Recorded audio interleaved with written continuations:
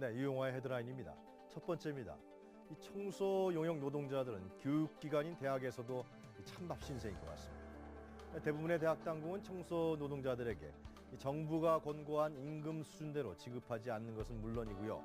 이 청소 용역 업체와 부당하고 불공정한 계약을 한 사례가 다수인 것으로 드러났습니다. 이 고용노동부가 전국 160개 대학에 대해서 그 실태를 조사한 결과 이 160개 대학 중에서 청소 용역 노동자들에게 지급토록 한 임금 수준, 즉 시중 임금 단가로 지급한 곳은 단 한 군데도 없고요. 또 용역업체 변경 시에 근로자 고용 승계 조항을 둔 용역 계약도 43.5%에 그친 것으로 조사됐습니다. 더욱이 청소 용역업체 중 이 근로기준법 등 노동관계법을 위반한 건수가 181건으로 드러났습니다.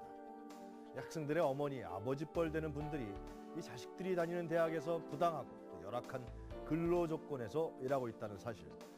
이 사실을 우리는 어떻게 받아들여야 할까요? 어느 대학 화장실에서 학생들이 써서 붙여놓은 메모를 하나 소개해드리고자 하는데요.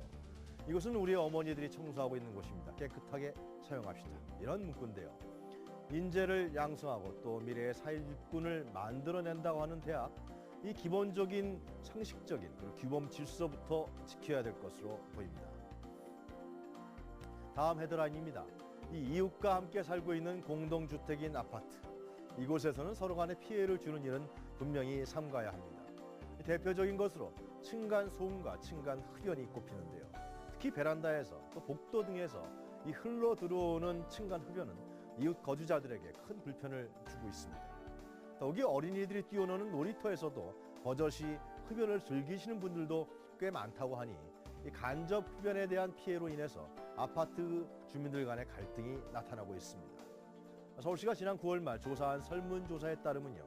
이 공동주택 주민 중 약 66.4%가 집 안팎에서 층간 흡연으로 피해를 봤다고 합니다. 매우 높은 수치죠. 이 조사에서는 층간 흡연을 해결하기 위한 방법으로 이 공동주택 금연구역 지정에 대한 사회적 합의를 꼽았다고 하는데요. 그러나 현재 공동주택에 대해서는 금연구역에 대한 별도의 규정이 없습니다. 이는 재산권 침해 논란 등을 불러일으킬 소지가 있기 때문이라고 합니다. 그렇다면 결국 입주자들의 합의 혹은 상호 간의 존중과 협력을 통해서 이 층간 흡연 문제를 해결할 수밖에 없을 것 같은데요. 결국 흡연자들의 타인에 대한 배려가 우선돼야 할 것으로 보입니다. 유용화의 헤드라인 마치겠습니다.